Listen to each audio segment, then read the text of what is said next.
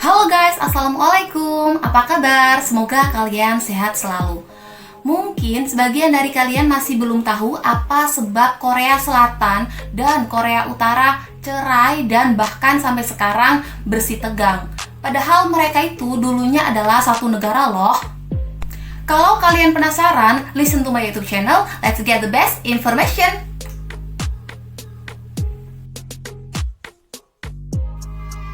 Pada tahun 1950 sampai tahun 1953 terjadi konflik antara Korea Selatan dan Korea Utara, di mana Korea Selatan itu bersekutu dengan Amerika Serikat, Kanada, Australia, Britania Raya, dan beberapa negara lainnya. Sementara Korea Utara bersekutu dengan Tiongkok dan Uni Soviet.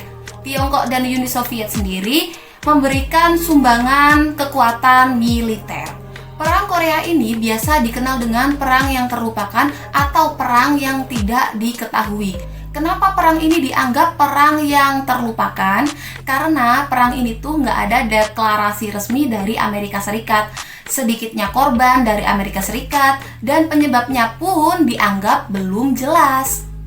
Di Korea Selatan sendiri, perang ini tuh disebut dengan Perang 625 Yuk-i-oh-jeong-jeng, yang artinya 25 Juni.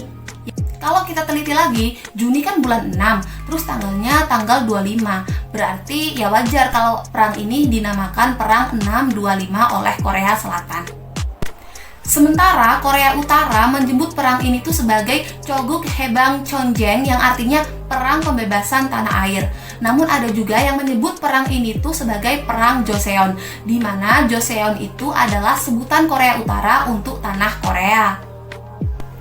Nah, sebelum aku cerita tentang perang Korea ini, aku mau cerita dulu tentang masa kependudukan Jepang di Korea. Karena Jepang ini turut andil dalam asal-muasal terpisahnya Korea Selatan dengan Korea Utara.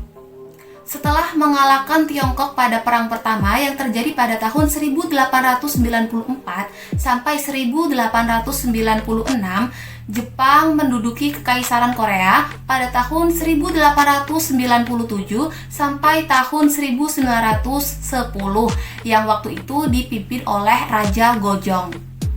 Raja Gojong sendiri adalah raja ke-26 dari dinasti Joseon. Sekitar 10 tahun kemudian, Jepang berhasil mengalahkan Rusia.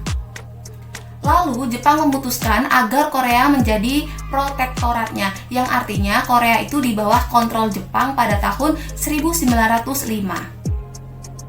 Pada tahun 1910 terjadilah perjanjian aneksasi Jepang-Korea. Nah, aneksasi sendiri dalam Kamus Besar Bahasa Indonesia artinya pengambilan dengan paksa tanah atau negara lain untuk disatukan dengan negara sendiri, penyerobotan, dan pencaplokan.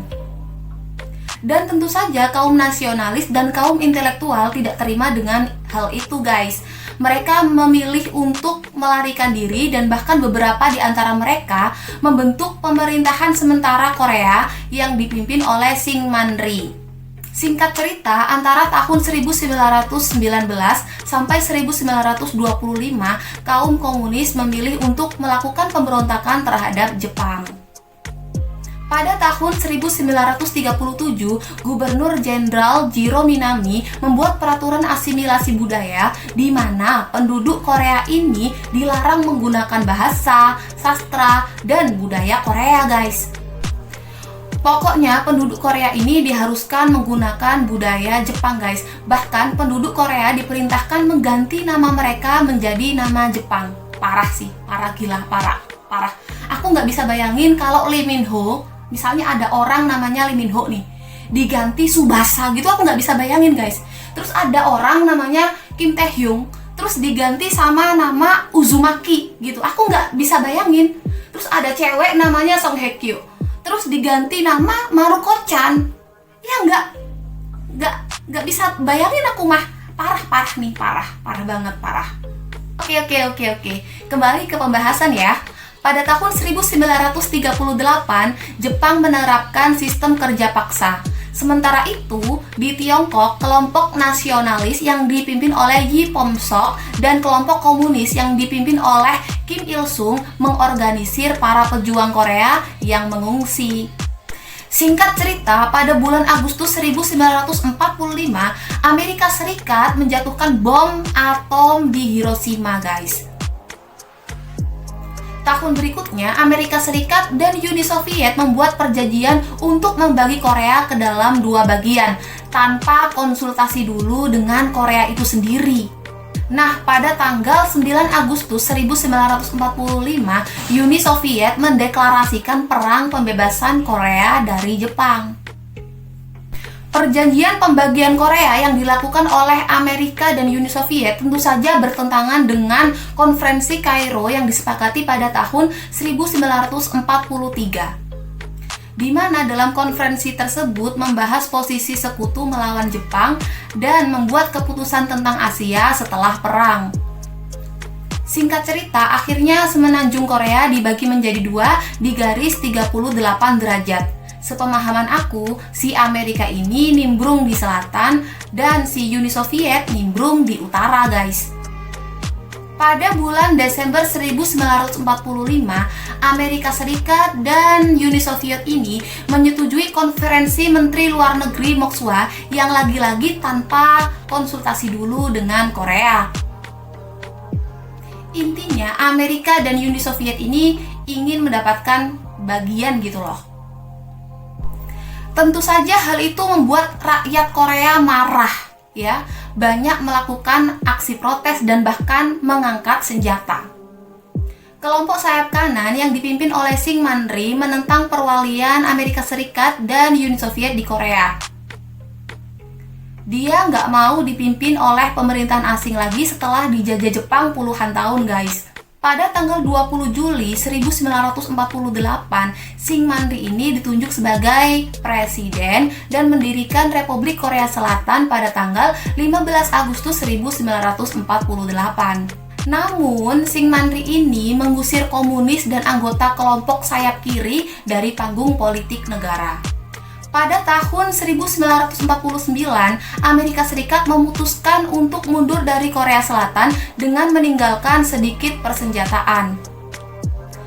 Sementara di pihak lain, Uni Soviet memberikan bantuan persenjataan kepada Korea Utara untuk mendukung rencana invasi Kim Il-sung. For your information, dalam Kamus Besar Bahasa Indonesia, invasi itu artinya hal atau perbuatan memasuki wilayah negara lain dengan mengerahkan angkatan bersenjata dengan maksud menyerang atau menguasai negara tersebut. Penyerbuan dalam wilayah negara lain. Pada tanggal 25 Juni 1950, tentara Korea Utara menyeberangi batas sambil dibantu artileri. Padahal tentara Korea Selatan itu masih belum siap untuk menghadapi invasi tersebut. Tak lama setelah itu, Dewan Keamanan PBB mengecam invasi yang dilakukan Korea Utara terhadap Korea Selatan. Singkat cerita, pada tanggal 1 Oktober 1950, Komando PBB mendorong tentara Korut hingga ke utara, guys. Tapi beberapa invasi kembali dilakukan oleh Korea Utara yang terbagi ke dalam beberapa fase. Perang Korea ini berakhir pada tanggal 27 Juli 1953 saat Amerika, Tiongkok, dan Korea Utara menandatangani persetujuan gencatan senjata. Tapi Presiden Korea Selatan yakni Syngman Rhee menolak tanda tangan dalam persetujuan gencatan senjata tersebut. Tapi Syngman Rhee ini berjanji menghormati kesepakatan gencatan senjata itu, guys. Setelah kematian Kim Il-sung pada tahun 1994 dan mengawali rezim Kim Jong-il, situasi Korea Utara dan Korea Selatan mulai menghangat. Bahkan pada tahun 2000 ada pertemuan tingkat tinggi yang dilakukan oleh kedua negara. Pertemuan tingkat tinggi itu adalah pertemuan pertama kali yang dilakukan oleh kedua negara. Termasuk pertama kalinya kunjungan Presiden Korea Selatan Kim Dae-jong ke Korea Utara. Namun presiden berikutnya yakni Kim Jong-un kembali membuat jarak di antara hubungan Korea Utara dengan Korea Selatan, guys. Bahkan Kim Jong-un ini melontarkan ancaman verbal berkaitan dengan serangan rudal. Nah, begitulah sepenggal cerita tentang perang saudara antara Korea Selatan dengan Korea Utara, guys. Kalau kalian penasaran dengan suatu cerita, kalian boleh request di kolom komentar ya, guys. Oke guys, bila mungkin ada kesalahan informasi, aku mohon maaf dan mohon dikoreksi ya, karena aku memang hanyalah manusia tempat salah dan tempat lupa. Kalau kalian suka sama video ini, kalian bisa like, komen, dan subscribe. Dan wassalamualaikum.